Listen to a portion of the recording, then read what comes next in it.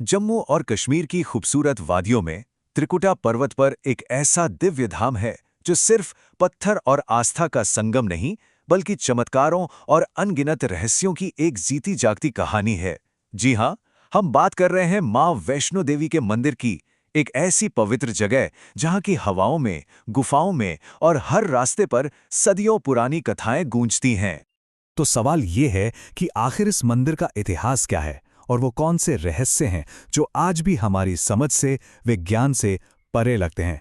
चलिए आज साथ मिलकर इस पवित्र गाथा की परतों को खोलते हैं और उस शक्ति को समझने की कोशिश करते हैं जिसे दुनिया माँ वैष्णो देवी के नाम से पूजती है।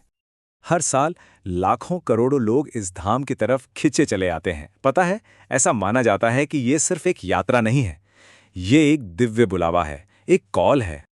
सोचिए, लगभग 5200 फीट की ऊंचाई पर यह मंदिर मौजूद है और वहां तक पहुंचना कोई आसान काम नहीं है। कटरा से जो करीब 14 किलोमीटर की मुश्किल चढ़ाई शुरू होती है ना, वो भक्तों के भरोसे और उनके समर्पण का असली इम्तिहान होती है। और इसी से जुड़ी एक बहुत गहरी मान्यता है। ये कोई आम मंदिर नहीं है। कहते हैं कि यहाँ माँ खुद चुनती हैं कि कौन उनके दर्शन के लिए आएगा। जब तक उनका बुलावा नहीं आता, कोई चाहकर भी इस पावन धाम तक नहीं पहुंच सकता। अब सवाल उठता है कि ये सब शुरू कैसे हुआ। इस दिव्य कहानी की जड़ें उस जमाने में हैं जब धरती पर धर्म की स्थापना के लिए एक बहुत बड़ी शक्ति की जरूरत थी। इस कहानी की शुरुआत होती है त्रेता युग में। ये वो समय था जब भगवान विष्णु राम के रूप में अवतार लेने वाले थे। उस दौर में धरती पर बुरी ताकतों का बोझ बहुत बढ़ गया था और परेशान होकर धरती माँ ने त्रिदेवियों से मदद की गुहार लगाई। तब तीनों महाशक्तियां सरस्वती, लक्ष्मी और काली एक साथ आईं और उन्होंने अपनी सारी आध्यात्मिक ऊर्जा को एक कर दिया। उस ऊर्जा से एक ऐसा जबरदस्त तेज निकला जिसकी कोई कल्पना भी नहीं कर सकता, और उसी रोशनी ने एक छोटी सी बच्ची का रूप लिया जिनका नाम रखा गया वैष्णवी। देवियों ने उन्हें आशीर्वाद दिया कि वो दक्षिण भारत में रत्नाकर नाम के एक भक्त के घर जन्म लेंगी। उनके जीवन का मकसद पहले से ही तय था, धर्म की स्थापना करना, तपस्या के जरिए चेतना के सबसे ऊंचे स्तर पर पहुंचना और आखिर में भगवान विष्णु में विलीन हो जाना। वैष्णवी ने ज्ञान की तलाश में अपना घर छोड़ दिया और जंगलों में तपस्या करने लगीं। और यहीं उनकी मुलाकात एक ऐसे व्यक्ति से हुई जिसने उनकी पूरी यात्रा की दिशा ही बदल कर रख दी। अपने 14 साल के वनवास के दौरान भगवान राम की मुलाकात वैष्णवी से हुई। वैष्णवी ने उन्हें देखते ही पहचान लिया और उनसे प्रार्थना की कि वो उन्हें विष्णु में विलीन होने में मदद करें। लेकिन श्री राम ने उन्हें समझाया कि उनके मिलन का सही समय अभी नहीं बल्कि कलयुग में आएगा, और उन्होंने ही वैष्णवी को उत्तर में त्रिकुटा पर्वत पर जाकर अपनी तपस्या जारी रखने को कहा। जब वैष्णवी की कीर्ति चारों तरफ फैलने लगी तो महायोगी गुरु गोरखनाथ ने अपने शिष्य भैरवनाथ को भेजा। मकसद था ये पता लगाना कि वैष्णवी में कितनी आध्यात्मिक शक्ति है। लेकिन वैष्णवी की अलौकिक सुंदरता और शक्ति को देखकर भैरवनाथ अपने असली मकसद से ही भटक गया और उनसे शादी करने की जिद करने लगा। और बस यहीं से उस यात्रा की शुरुआत होती है जिसके पवित्र पड़ावों से आज भी हर साल लाखों तीर्थयात्री गुजरते हैं। हर एक पड़ाव देवी की कहानी का एक बहुत ही अहम हिस्सा है। भैरवनाथ से बचने के लिए देवी ने हवा का रूप लिया और त्रिकुटा पर्वत की ओर उड़ चली। कहते हैं रास्ते में जब हनुमान जी को प्यास लगी तो मां ने पर्वत पर बाण चलाकर बाण गंगा को प्रकट कर दिया। जिस जगह पर उन्होंने मुड़कर भैरवनाथ को आखिरी चेतावनी दी थी, वहां आज चरण पादुका मंदिर है जहां उनके पैरों के निशान मौजूद हैं। और फिर वो पहुंची अर्धकुंवारी, जिसे गर्भजून गुफा भी कहते हैं।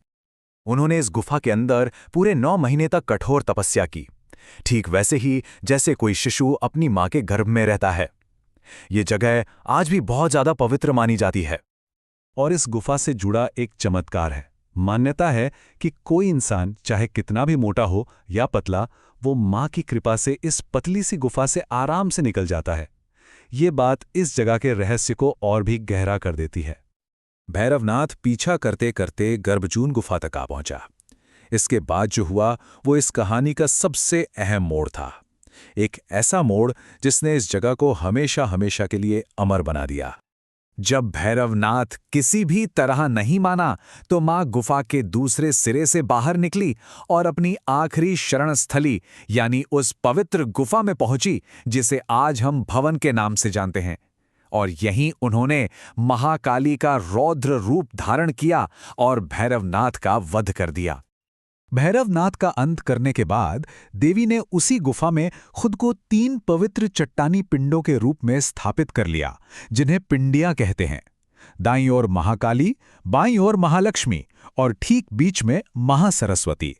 ये तीनों पिंडियां मिलकर दुनिया की 3 सबसे बड़ी शक्तियों सृजन, संरक्षण और संहार का प्रतीक हैं, और यही मां वैष्णो देवी का संपूर्ण स्वरूप है। लेकिन रुकिए, कहानी यहां खत्म नहीं होती।